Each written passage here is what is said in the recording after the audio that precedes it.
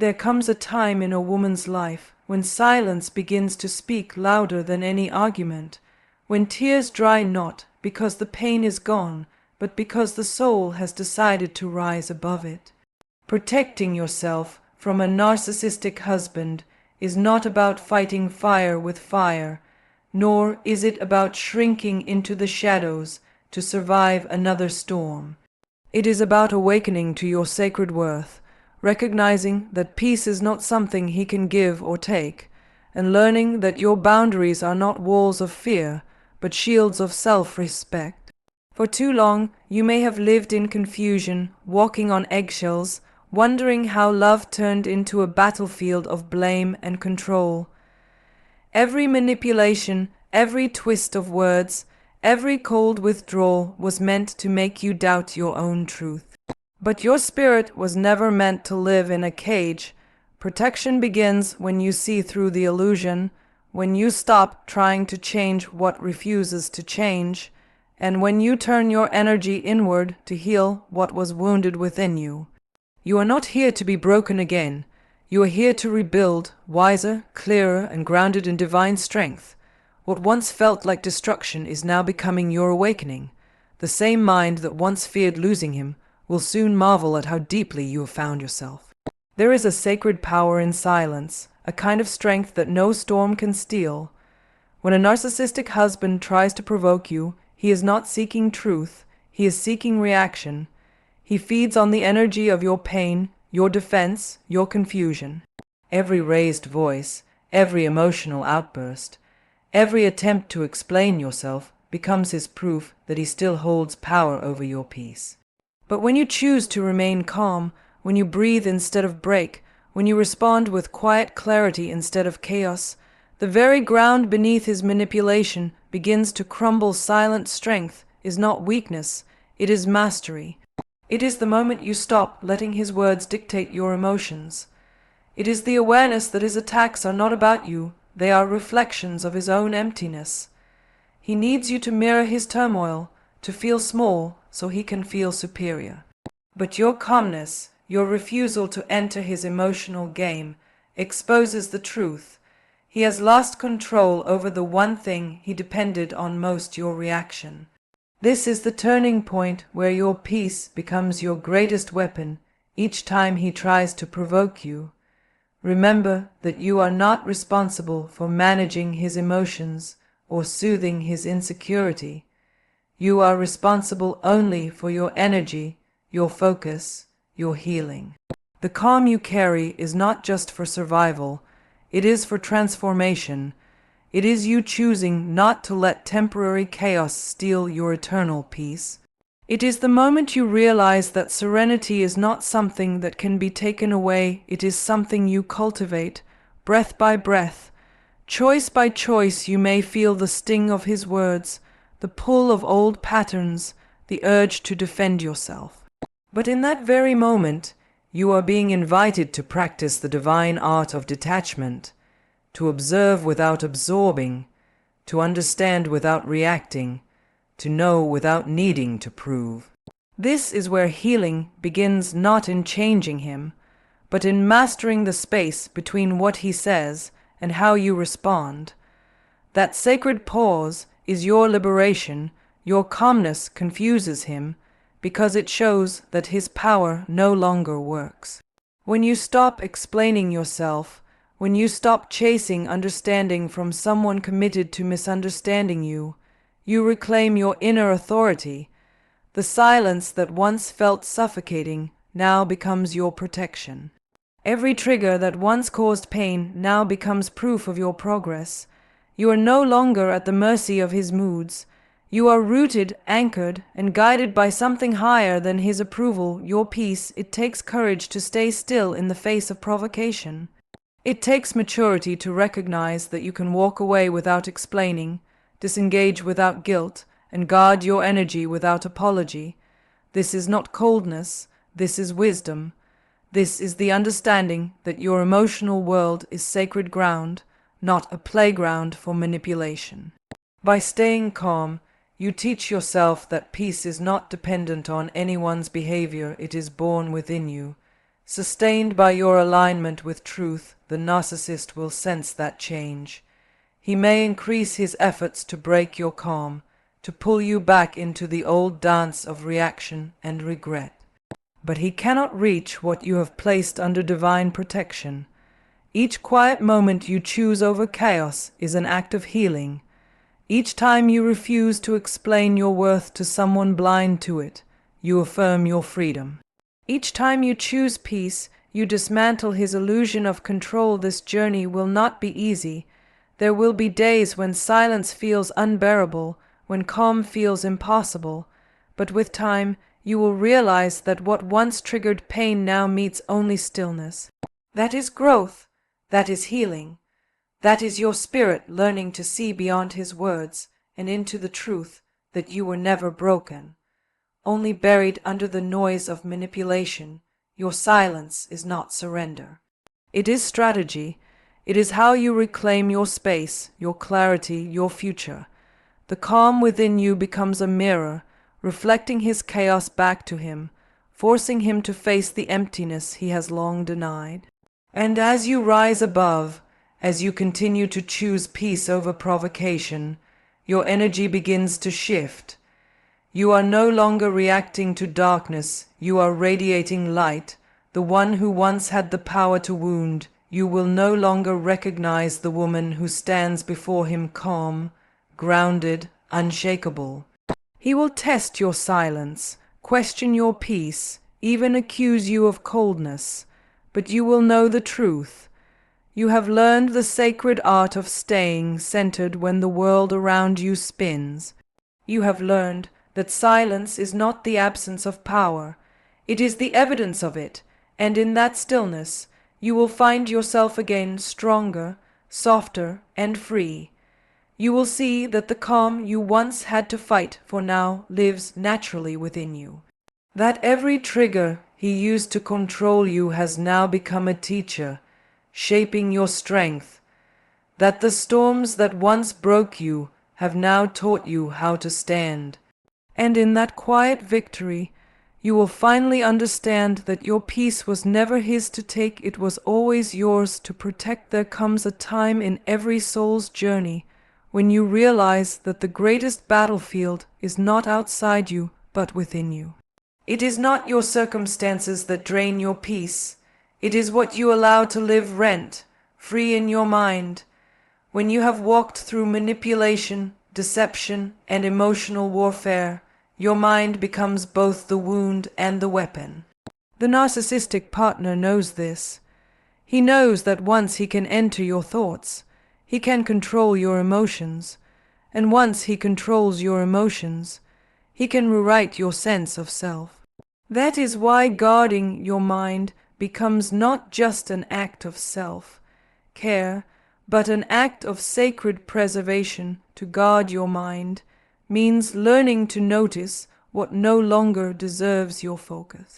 It means recognizing that not every argument needs your participation, not every insult deserves your defense, and not every opinion should enter your peace. Your thoughts are holy territory. When you have survived narcissistic manipulation, your healing begins with reclaiming ownership of that inner space. Because the truth is, he never held your power, he only convinced you that he did.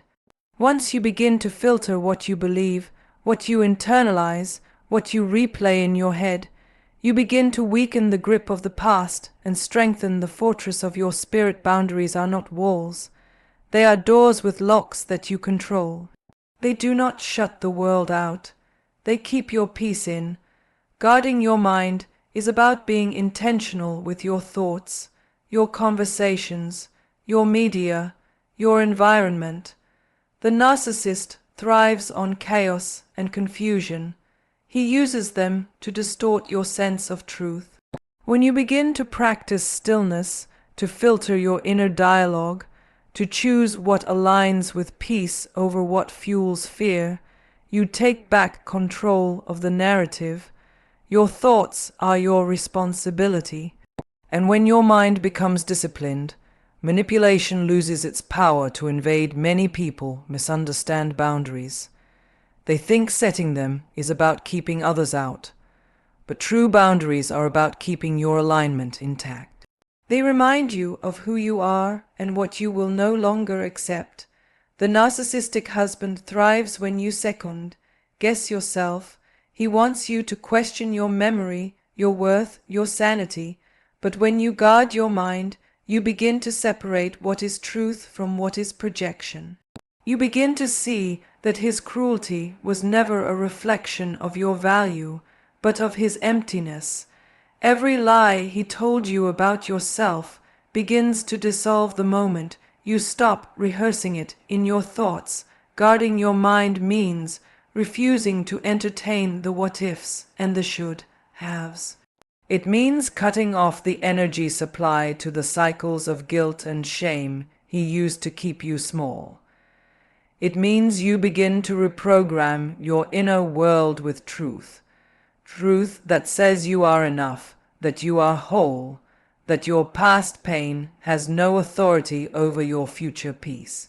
It means surrounding yourself with voices, words, and spaces that nurture clarity, not confusion. The more you invest in protecting your mental and emotional environment, the less room there is for toxic influence to grow. Healing from narcissistic abuse often feels like rebuilding after an emotional earthquake. You must sort through what is damaged, what is salvageable, and what needs to be released forever. Guarding your mind is how you begin that reconstruction. It is how you ensure that no one ever gets to play God over your emotions again. You stop explaining yourself to those who twist your words. You stop trying to convince those who benefit from misunderstanding you. You stop handing out access to people who only show up to drain your peace.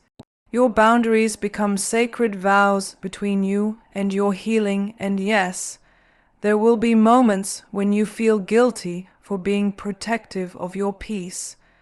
The world has conditioned you to believe that love means endless giving, endless tolerating, endless forgiving without accountability. But real love is not blind surrender, it is balance. Guarding your mind allows you to love without losing yourself. It helps you discern between compassion and codependency, between empathy and self-erasure. The more you practice this, the stronger your intuition becomes, and the less susceptible you are to manipulation, disguised as love. Boundaries are your spiritual armor. They are not acts of cruelty, but of clarity. They allow you to engage with others from a place of strength rather than fear.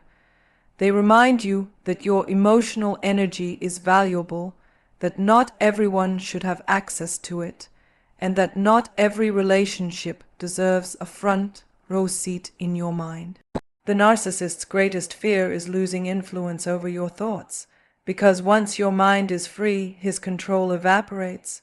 Once you stop explaining your peace, you begin living it. Once you stop internalizing his voice, you begin hearing your own again. Guarding your mind also means protecting it from yourself. The version of you that still believes you must fix what you did not break, that still confuses chaos with passion, that still mistakes attention for affection. Healing requires honesty. You cannot guard your mind if you continue to feed it with old illusions. Every time you remind yourself of your worth, every time you affirm your truth, every time you refuse to replay his words, you are laying another brick in the fortress of your peace. There is nothing selfish about protecting your mental space. It is the foundation of everything you build. Without mental boundaries, your healing will always be vulnerable to invasion. But with them, you begin to live intentionally, to speak deliberately, to love consciously. You begin to respond rather than react. You become the calm in your own storm. You become the guardian of your own energy, so guard your mind like it is sacred, because it is. Guard your thoughts like they are seeds, because they are. Guard your peace like it is treasure, because it is the wealth of your soul. You are no longer obligated to be accessible to chaos, to explain your healing, to justify your peace. You have the divine right to choose what lives in your mental space and what does not. That right was always yours, even when manipulation tried to convince you otherwise, and as you continue to guard your mind with wisdom and grace, you will notice something miraculous. The voices that once haunted you grow quiet. The triggers that once controlled you lose their sting. The person you used to be, the one who lived in reaction and fear, will fade, replaced by someone grounded, clear, and deeply at peace. Your boundaries will no longer feel like defense. They will feel like freedom. Because guarding your mind is not just protection, it is transformation. It is how you rise from survival into sovereignty, from confusion into clarity, from pain into power. There is a sacred strength that is born when you finally decide you will no longer carry what was never meant for you. When you have lived with a narcissistic partner, you have been soaked in words that were designed to wound, confuse, and control. Every insult, every accusation, every manipulative phrase was meant to sink deep into your spirit until you began to believe that you were what he said you were. But there comes a time in your healing when you begin to awaken to a higher truth, the realization that his words were never about you. They were projections of his own emptiness, spoken to fill the void within himself. That is when you begin to build emotional armor. Emotional armor is not about hardening your heart or becoming cold. It is about learning how to stand in your truth, no matter what storm tries to rage around you. It is choosing peace over reaction, clarity over confusion, and truth over toxicity. When a narcissistic husband throws cruel words your way, he is testing whether he still holds power over your emotions. His control thrives in your reaction. But when you stop absorbing his words, when you meet his chaos with stillness, you take back what he tried to steal, your sense of self. You begin to see that every insult is merely noise trying to find a home in your peace, and you can simply decide not to give it one to stop absorbing cruelty. You must first understand its purpose. His words are not random. They are calculated to weaken your confidence, to make you doubt your intuition, to keep you small and compliant. Narcissists use language as a weapon not to communicate, but to dominate. When you internalize those words, you unknowingly carry his poison into your own mind, replaying it until it becomes your own voice. The first step in building emotional armor is to become aware of this pattern. When he speaks venom, you pause, you breathe, you say to yourself, "That belongs to him, not to me." This simple act of recognition creates a sacred separation between his projection and your reality. Building emotional armor also requires understanding that not every attack deserves your defense. You do not need to prove your goodness to someone committed to misunderstanding you. When you argue with a narcissist, you feed his ego and starve your peace. The more you try to explain, the deeper you get entangled in his web of manipulation. True power lies in silence, not the silence of fear, but the silence of wisdom. It says, "I will not give energy to what does not align with my peace." Your silence is not weakness. It is sacred restraint. It communicates that your spirit no longer dances to the rhythm of his chaos. The more you detach emotionally, the stronger your armor becomes. Detachment does not mean you stop feeling. It means you stop giving him access to your feelings. You learn to respond from consciousness rather than react from pain. You learn to observe his behavior without absorbing it. You learn that his cruelty is a mirror of his brokenness, not a reflection of your worth. Each time you choose not to internalize his words, you are reprogramming your nervous system to operate from peace instead of panic. You are teaching your mind and body that you are safe within yourself. No matter how loud the storm outside becomes, emotional armor is also built through truth. The more truth you feed your soul, the less room there is for lies to linger. Begin speaking life over yourself. Replace every cruel word you've heard with affirmations of your worth. When he says you are nothing, remind yourself that you are fearfully and wonderfully made. When he calls you weak, remind yourself that surviving what you have endured requires unshakable strength. When he says no one will ever love you, remind yourself that you are already loved by the divine source that created you. You cannot stop him from speaking cruelty, but you can decide which words take root in your spirit to build emotional armor. Surround yourself with light, supportive people, healing spaces, nourishing routines. What you expose yourself to daily becomes your atmosphere, and your atmosphere shapes your energy. Protect your peace as though it were sacred ground. When you sense toxicity approaching, visualize a shield of light surrounding you. Imagine that every cruel word spoken toward you dissolves before it reaches your heart. This is not fantasy, it is spiritual discipline. You are retraining your mind to resist emotional invasion. Over time, you will notice that his words begin to lose their sting. They will sound hollow because they no longer resonate with your truth. Forgiveness also becomes part of your armor, not for him, but for you.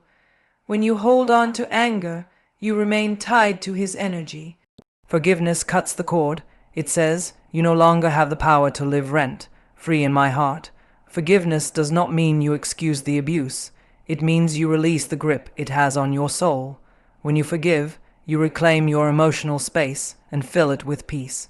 That peace becomes armor no cruelty can penetrate. As your armor strengthens, something powerful begins to happen. You stop walking on eggshells. You stop anticipating his next attack. You begin to stand taller, speak slower, breathe deeper. You realize that his chaos is no longer your home. You learn that boundaries are the outer layer of your armor, but self-love is the core. The more you love yourself, the less permission you give others to devalue you. The more grounded you are in your identity, the less likely you are to absorb the narratives of those who cannot see your worth. And even in moments when his words still hurt, remind yourself that healing is not perfection, it is progress. There will be days when his cruelty echoes in your mind, but that does not mean you have failed. It means you are human. When that happens, return to your breath, return to truth, return to the knowing that you are no longer who you were when his words first broke you. You are rising, stronger and softer all at once in the end. Emotional armor is not built overnight. It is forged in the fire of endurance, strengthened by awareness and sealed by love. It is the daily choice to not let external voices define your internal peace. You are not what he said you are. You are who you decide to become. And as you continue to live from that truth, every cruel word will lose its power, the noise will fade, the peace will deepen, and you will finally walk in freedom, unshaken, unbothered, and beautifully whole. There comes a time in your healing when you realize that distance is not a punishment, it is protection. When you have lived under the control or criticism of a narcissistic partner, you may have been conditioned to believe that closeness equals love, that silence means disloyalty, that stepping away means failure. But the truth is, distance is not a wall, it is a boundary of wisdom. It is a sacred act of self-preservation that allows your spirit to breathe again after years of suffocation. To create distance is to remember that peace has a geography, and sometimes that geography exists beyond the reach of those who thrive on your pain. Distance does not mean you stop caring. It means you start caring for yourself as much as you once cared for the one who wounded you. It is the realization that every time you stay too close to chaos, you lose a little more of yourself. The narcissist will always pull you into their orbit of confusion, guilt, and manipulation. They will twist your emotions until you believe that leaving their presence is betrayal.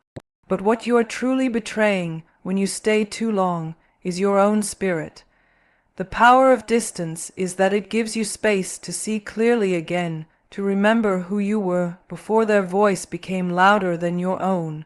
When you begin to create distance, guilt may follow. You will hear the echo of their accusations, the whispered threats that you are abandoning them, the emotional hooks that kept you tied for so long. But you must understand that guilt is the language of control. It is the leash the narcissist uses to pull you back into compliance. Every time you feel that guilt rise, remind yourself, you are not walking away from love, you are walking toward healing. Distance is not rejection, it is redirection. It leads you back to yourself, to the parts of your soul that were silenced, to the dreams that were delayed by manipulation. The power of distance also lies in perspective. When you are too close to dysfunction, it looks like normal life. The shouting, the gaslighting, the emotional ups and downs all become part of your rhythm until you can no longer tell where their emotions end and yours begin. But when you step back, even slightly, you begin to see the truth that was hidden by proximity. You see how every argument was designed to drain your energy. You see how every apology was a tactic to reset control. You see how their love was always a transaction affection in exchange for obedience. From that higher view, you begin to reclaim the truth they worked so hard to erase. That you are worthy of peace. Distance gives you the sacred pause, the space between reaction and response. When you are close to a narcissist, you live in survival mode, always bracing for the next emotional attack. You forget what calm feels like because your nervous system is trained to anticipate chaos. But the moment you allow yourself distance, physical, emotional, or mental, your body begins to heal. You start breathing differently. You stop flinching at every silence. You begin to sleep again. Your mind slowly rewires itself from fear to clarity. That is the miracle of space. It becomes the soil where your soul can begin to grow again, to protect your spirit through distance. You must also build boundaries that cannot be breached. A narcissist thrives on intrusion into your time, your thoughts, your emotions. They will call, message, guilt, trip, or send flying monkeys to test your strength. But your peace depends on consistency. You cannot say you want freedom while leaving the door open for chaos to return. Distance requires discipline. It is the daily decision to not engage, not explain, not justify. Silence becomes your shield. Detachment becomes your power. You begin to learn that you do not owe access to anyone who disrespects your peace. There will be moments when loneliness tries to fill the spaces that distance creates. You will wonder if you did the right thing. You will miss the version of them you hoped they could become. But remember, loneliness is temporary. Toxicity is not.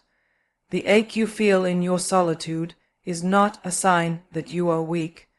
It is a sign that you are detoxing from emotional dependency. What once felt like love was often just a trauma bond, a cycle of harm disguised as connection. As you stay faithful to your healing, loneliness slowly transforms into solitude, and solitude becomes sacred. It is in that stillness that you begin to meet yourself again.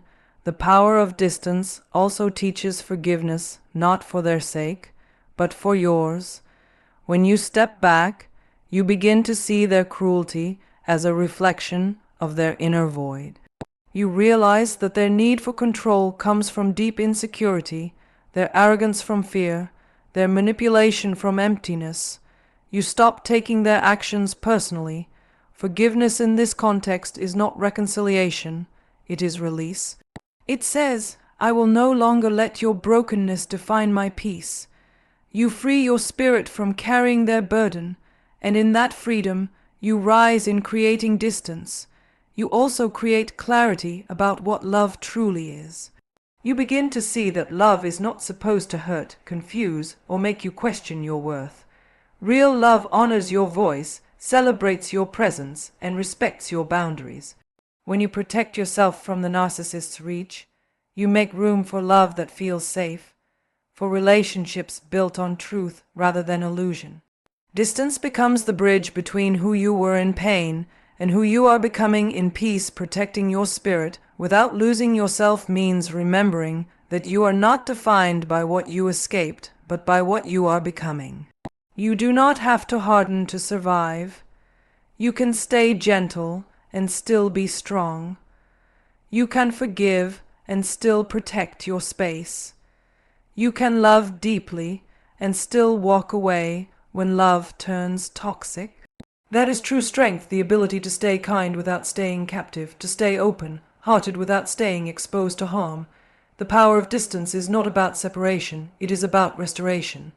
It rebuilds what manipulation tried to destroy: your identity, your dignity, your faith in yourself, and as you live from this new place of clarity, you will begin to notice something sacred. Peace becomes your default, not your reward. You stop craving validation from those who cannot see your worth.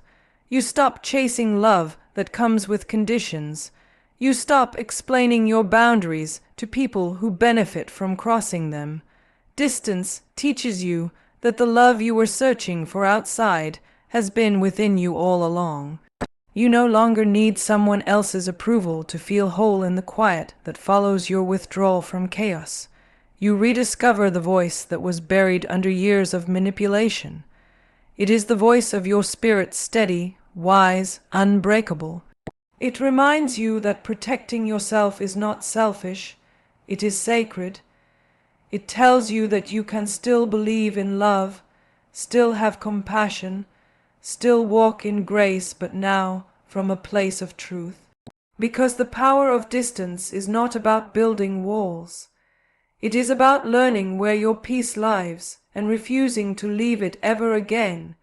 There is a moment in every survivor's journey when the weight of the past no longer defines the rhythm of the soul. When the fog of confusion begins to clear and a quiet strength rises from within, whispering that you were never meant to live in bondage, not emotional, not spiritual, not mental. Walking in freedom is not just about escaping someone else's control. It is about reclaiming your peace and power through divine wisdom. It is the sacred process of returning to the truth of who you are, a creation designed with purpose, strength, and grace. Freedom is not simply the absence of chains. It is the awareness of choice. For those who have lived under manipulation or emotional abuse, choice often became a forgotten language. You were trained to react, not respond, to please, not to think, to survive, not to live. But divine wisdom begins to awaken your spirit to a higher truth, that your worth was never dependent on how someone treated you, and your destiny cannot be rewritten by human cruelty. Walking in freedom means remembering that no one holds authority over your peace except the one who created it. Peace is not found by erasing pain, it is found by understanding it. Divine wisdom teaches that pain can be your greatest teacher if you allow it to guide rather than imprison you. What the narcissist or abuser tried to use to break you, God uses to build you. Every insult that once made you doubt yourself becomes a reminder of how far you've come. Every tear becomes a seed of strength. Every silent prayer becomes the foundation of wisdom. You begin to see that freedom is not an event, it is a walk, one step at a time, guided by divine light. To walk in freedom, you must first let go of the illusion of control. The narcissist thrives on confusion and dependency, keeping you tied to the constant need for approval. They make you believe your peace depends on their moods, their acceptance, their affection. But divine wisdom teaches you that peace is not something given or taken by others. It is something cultivated within. It grows in stillness, in prayer, in the moments when you choose not to respond to chaos. It flourishes when you stop defending yourself to those committed to misunderstanding you. Wisdom teaches you that not every battle is yours to fight, and not every storm deserves your attention. Reclaiming peace requires courage. the courage to be misunderstood, to be alone, to walk away from what once felt familiar but was never safe. It is the courage to rebuild your life on the foundation of truth rather than approval. Divine wisdom gives you the discernment to know that not everyone can go with you where God is leading you. Some relationships were meant to teach you strength, not to walk with you forever. When you embrace that truth, you stop chasing closure from those incapable of giving it. You stop waiting for apologies from those who feel no remorse. You stop looking backward for validation and start looking upward for direction.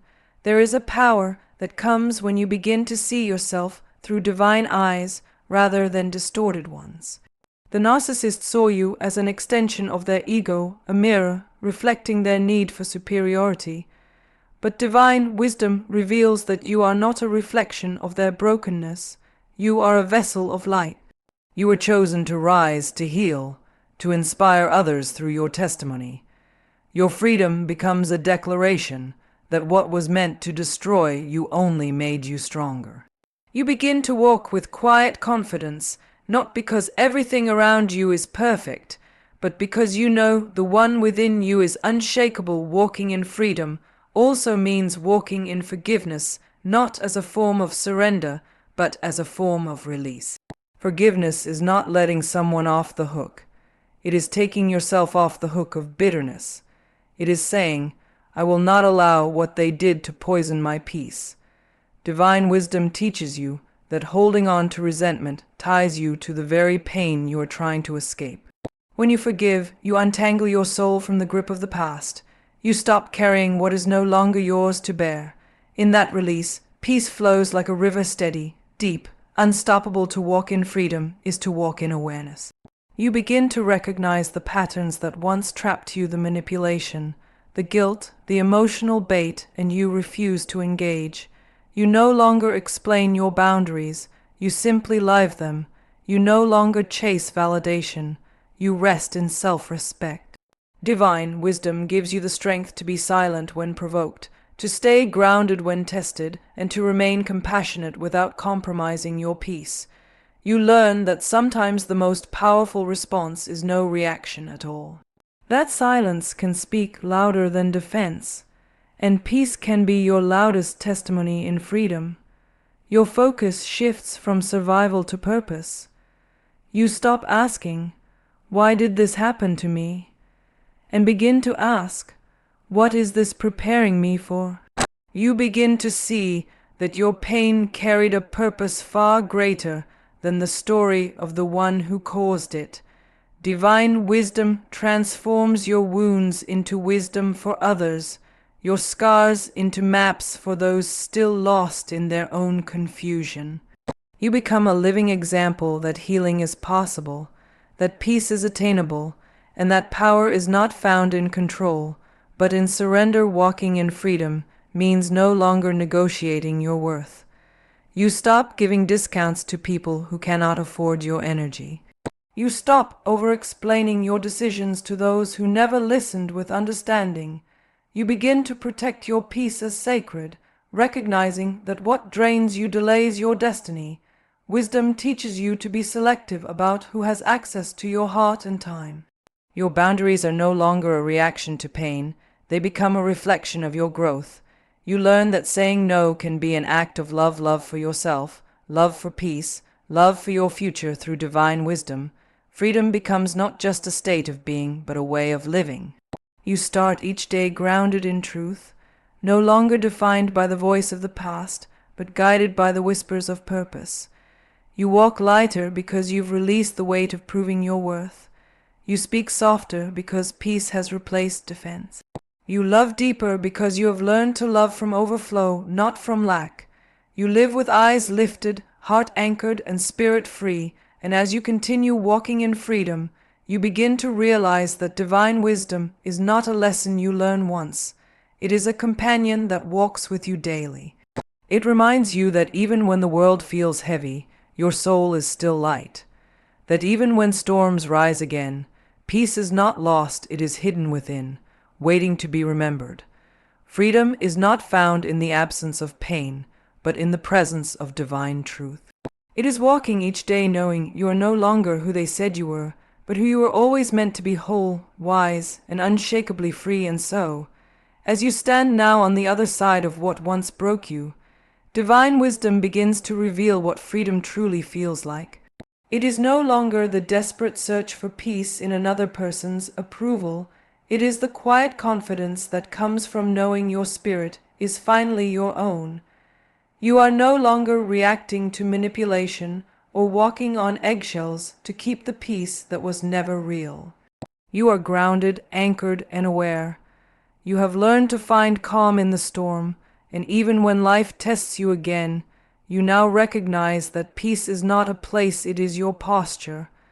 The journey from pain to purpose is not instant, but each step has carried you closer to truth.